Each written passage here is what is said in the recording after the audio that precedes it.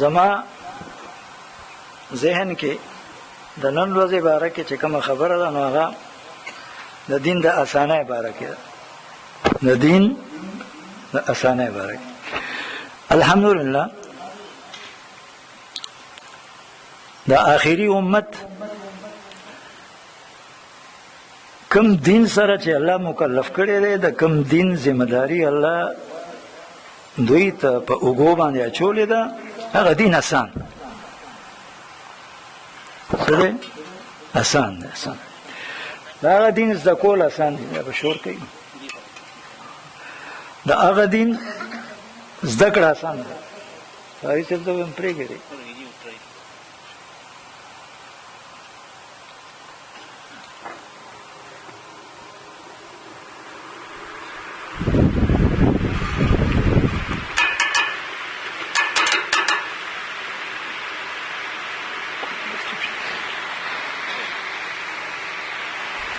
دا هغه دین زده کول آسان، هغه دین باندې عمل کول آسان.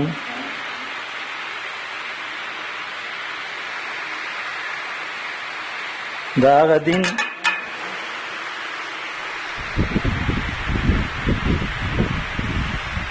د کوتاهو د کمزورو تلافی او تدارک آسان. دین هم آسان دی، د دین محنت هم آسان دی. او د دیندارو خلکو نه د دې دین په محنت کې او د دې دین باندې عمل کولو کې، دین باندې عمل کول هم آسان دی. کومه کوتاهي وشي که نه، کوتاهي خو کېږي. الحمدلله رب العالمین. بیا د هغه کوتاهۍ تلافي، د هغه کوتاهۍ باره کې الله نه معافي غوښتل، دا هم آسان.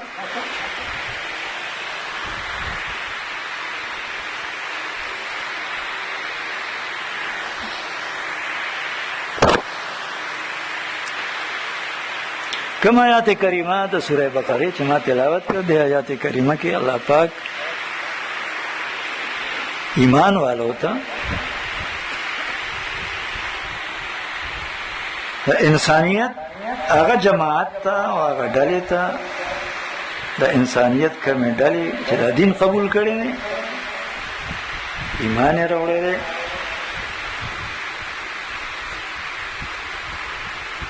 هغوی ته حکم کوي چې تاسو د دې دین کوم دین چې تاسو منلی دی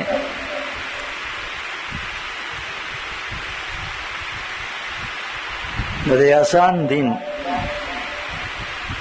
د محنت په حواله، د دې آسان دین باندې د چلیدو او د عمل کولو په حواله، د دې آسان دین نورو خلکو ته د رسولو په حواله الله نه مدد وغواړئ. او د مدد غوښتو دوه لارې دي، یو لار صبر او بل لار موز. یو لار صبر او بل لار موز.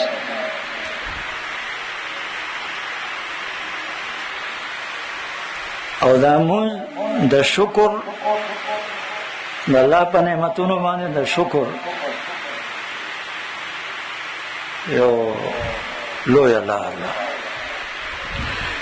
یعنی یو صبر او بل شکر، یو صبر او بل شکر. او بیا د صبر برکت الله خی وی چې صبر لویه بدله ده. الله وی زما مدد، زما مرګرتیا، زما نصرت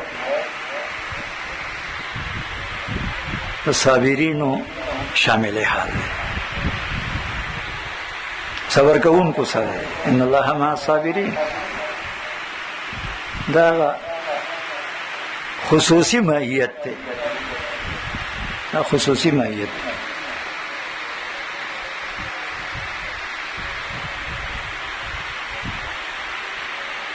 د ایمان والو سره هم د معیت وعده شوې ده، د صبر کوونکو سره هم د معیت وعده شوې ده، د متقیانو سره هم د معیت وعده شوې ده، د محسنینو سره هم د معیت وعده شوې ده. د ایمان والو سره د معیت وعده د عامه ده، د محسنینو سره، متقینو سره، صابرینو سره د معیت وعده خاصه ده. صبر او شکر دا دوه لارې د مدد غوښتو الله مونږ ته وښولې چې دا کوم دین تاسو قبول کړی دی، د دې دین د آسان محنت، د آسان عمل په حواله باندې تاسو د دې دوه خبرو خیال وساتئ، صبر او لمونځ.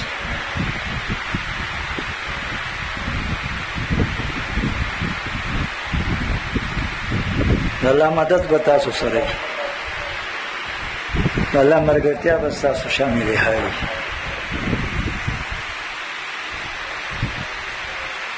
څو پورې چې د شکر مسله ده، شکر هم آسان دی او صبر هم آسان دی. شکر هم آسان او صبر هم آسان.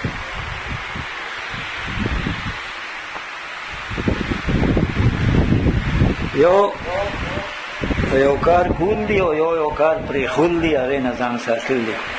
که ستاسو خیالي دا کول د پرې خولو په نسبت باندې ګران دی او پرې خول د کولو په نسبت څه دی آسان دی، داسې ده که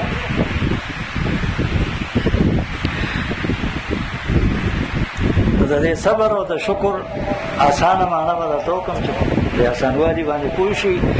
د شکر آسانه معنا دا ده، د شکر آسانه معنا دا ده چې دا دینداره بنده، دا ایمان والا بنده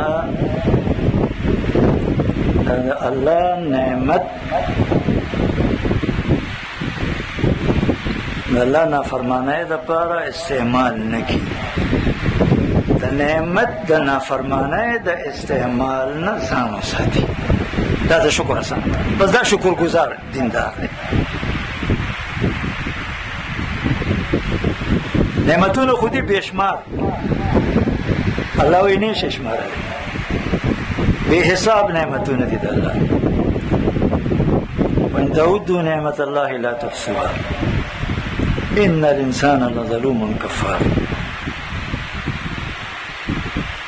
او سورة نحل کې الله وایي وان تعدوا نعمت الله لا تحصوها ان الله لغفور رحیم.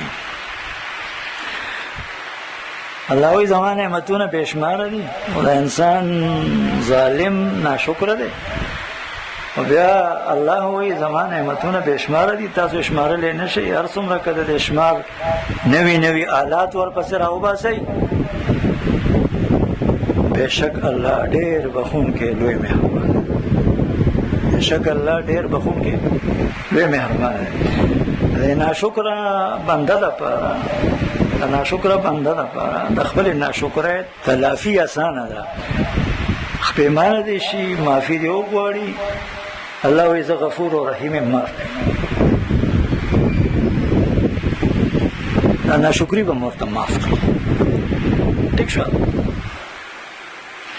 نعمتونه خو دي بې شماره، او د دې بې شماره نعمتونو، د بې شماره نعمتونو شکر هغه آسان.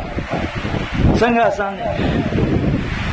بدنی نعمت ته، که مالی نعمت ته، که خاندانی نعمت ته، که وطنی نعمت ته، که قومي نعمت ته، که نسبی او ولادي نعمت ته، مهرباني وکړه دغه نعمتونه د الله د نافرمانۍ دپاره د استعمال نه ځان وساته. دا اوس صفا خبره ده. د هر چا طاقت او وس، هر چا ته، هر بنده ته الله وس ور کړی دی، طاقت ور کړی دی، او د وس او د طاقت د استعمال لارې ورته ښوولې دي. د خیر په لار کې طاقت او وس استعمالول او د شر په لار کې طاقت او وس استعمالول. د خیر لار کې د طاقت او د وس استعمال دا شکر دی. د شر د لارې نه د طاقت او د وس د استعمال نه ځان ساتل دا شکر دی. او د شر په لار کې د ګناه په لار کې د وس او د طاقت استعمال کفران نعمت دی او ناشکری ده. نو تاسو خپل سوچ وکړئ چې دا د شر په لار کې د خپل استعداد استعمالول ګران کار دی، او که د شر نه د خپل استعداد حفاظت ګران دی. په دې هر څوک پوهېږي چې هغه ګران او دا آسان دی. یا داسې پوه شئ چې د شر نه ځان ساتل ګران کار دی، او که شر کول ګران کار دی. معصیت نه ځان ساتل ګران دي، او که معصیت او نافرمانی هغې ته وردنګل اور ته ځان ورغورځول دا ګران کار دی. په دې هر څوک پوهېږي. نو دا شکر اسانه لار شوه. په دې اسان دین د محنت په حواله باندې، د اسان دین د عمل په حواله باندې